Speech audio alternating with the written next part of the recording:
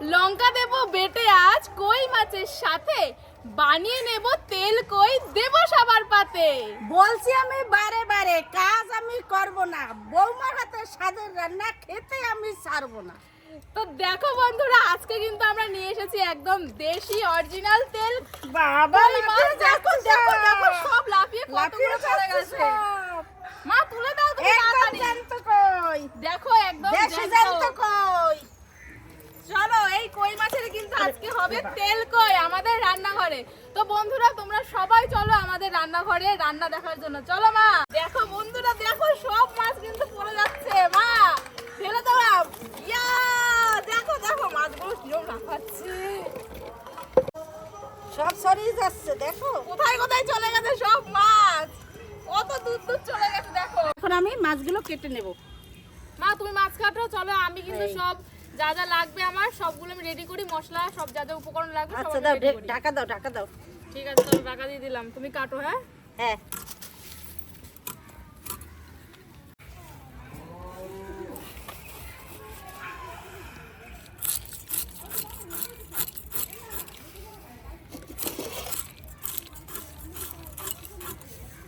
বন্ধুরা দেখো, মাছ কিন্তু একেবারে কেটে ধুয়ে পরিষ্কার করে নিয়ে এসেছি। আর এই মাছ কিন্তু ভালো করে লবণ দিয়ে এবং গরম জল দিয়ে কিন্তু পরিষ্কার করেছি, না হলে কিন্তু গায়ে কিন্তু লোদ লোদ লেগে থাকে। তো সেই জন্য খুব ভালো করে পরিষ্কার করতে হবে। তো করা হয়ে গেছে, আর এখানে দেখো কড়াইও বসিয়ে দিয়েছি। তো কড়াই কিন্তু গরম হচ্ছে, আর আমি এদিকে মাছগুলোতে নুন হলুদ মাখিয়ে নেবো, তারপরে কিন্তু ভাজা দেবো। তো চলো দেখতে থাকো। তো দেখো আমি কিন্তু এখানে পরিমাণ মতো লবণ দিয়ে দিলাম এবং দিচ্ছি পরিমাণ মতন হলুদ গুঁড়ো। এবার কিন্তু ভালো করে মাখিয়ে নিতে হবে। দেখো মাখানো কিন্তু আমার কমপ্লিট। এখন কড়াই গরম হচ্ছে, তেল দেবো, তারপরে গরম হয়ে গেলে কিন্তু মাছ ভাজা দেবো।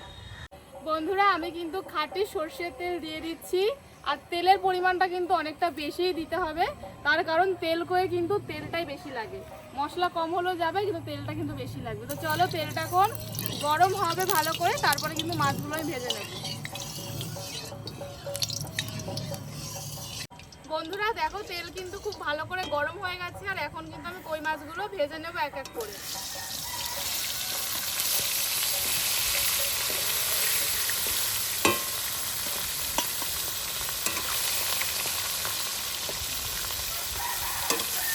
দেখো চারটে কিন্তু দিয়ে দিয়েছি, কারণ অল্প অল্প করে ভাজবো। আর কই মাছটা কিন্তু খুব কড়া ভাজা হবে না, হালকা হালকা ভাজা হবে, যেহেতু ঝোল করবো। তো চলো মাছগুলো এখন ভেজে নিই। আর আজকে কিন্তু আমি বানাবো তেল কই, একেবারে দেশি কই মাছের তেল কই। তো তারপর দেখবে তোমরা ভিডিওটা কেমন লাগবে অবশ্যই জানিও, আর এইভাবে তোমরা রান্না করে খেতে পারো।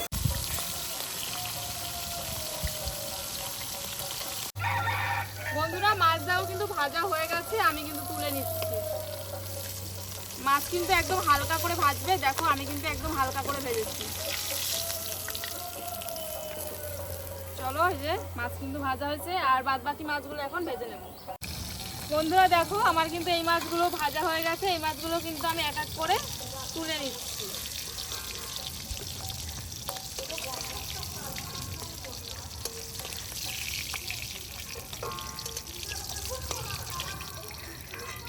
দেখো আমার কিন্তু সব মাছ ভাজা হয়ে গেছে, এবার কিন্তু আমি তেল কই রান্না করব। বন্ধুরা মাছ ভাজার যে তেল আছে তার মধ্যে কিন্তু আমি আরও তেল অ্যাড করে দিলাম, যেহেতু তেল কই তাই তেলের পরিমাণটা অনেকটা বেশি লাগবে। তো দেখো তেলটা কিন্তু আমার আগে থেকেই গরম হওয়া রয়েছে। তো এখন কিন্তু আমি ফোড়ন দিয়ে দেবো। ফোড়নে দিচ্ছি তেজপাতা, কালো জিরে এবং শুকনো লঙ্কা।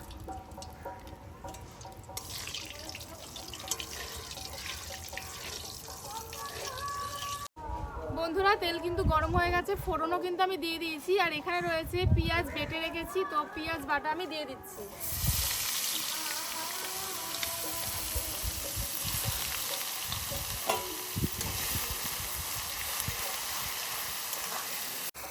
বন্ধুরা পেঁয়াজটা একটু ভাজা ভাজা হয়ে গেলে কিন্তু আমি দিয়ে দেবো, এখানে রয়েছে দেখো আদা রসুন জিরে এবং রয়েছে কাঁচা লঙ্কা, আমি কিন্তু বেটে নিয়েছি। তো এই মশলাটা কিন্তু আমি দিয়ে দিচ্ছি। ভালো মতো কিন্তু কষাতে হবে। বন্ধুরা দেখো আমার কিন্তু মশলা কিন্তু কষছে। আর এখন কিন্তু আমি দিয়ে দেবো টমেটো পেস্ট করে নিয়েছি, টমেটো একদম বেটে দেখো কত সুন্দর লাগছে। এখন এই টমেটো পেস্টটা কিন্তু আমি দিয়ে দিলাম। এবার কিন্তু সব মশলা খুব ভালো মতো কষাতে হবে, যতক্ষণ না মশলা থেকে তেল ছাড়ছে ততক্ষণ কিন্তু মশলাটা আমি এইভাবেই সুন্দর করে কষাবো। বন্ধুরা মশলা কিন্তু আমার প্রায় কষছে, এখনো কিন্তু কষবে খুব ভালো মতো। আর এখন কিন্তু আমি দিয়ে দেবো হলুদ গুঁড়ো, দেব পরিমাণ মতন লবণ,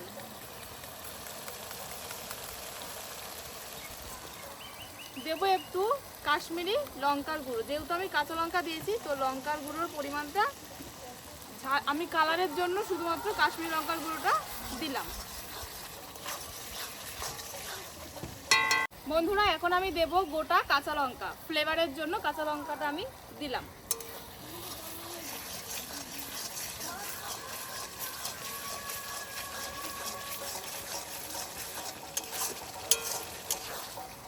দেখো কত সুন্দর কিন্তু একটা তেল ছাড়ছে, আরও কিন্তু তেল ছাড়বে। আর তেল কই খেতে কিন্তু খুব ভালো লাগে খেতে। আর তো চলো আজকে আমি বানিয়ে সবাইকে খাওয়াবো, তো সবাই বলবে খেয়ে যে আদৌ ভালো হয়েছে কি হয়নি। মশলা কিন্তু আমার ভালো মতো কষে যাচ্ছে। আর এখন কিন্তু আমি দেব অল্প পরিমাণে আমি কুচিয়ে আলু, দেখো লম্বা লম্বা করে কেটে রেখেছি, তো আলুগুলো আমি দিয়ে দিচ্ছি। আর তেল কইতে তোমরা চাইলে আলু নাও দিতে পারো, আলু ছাড়াও কিন্তু তেল কই হয়। আর আমি আজকে আলু দিচ্ছি।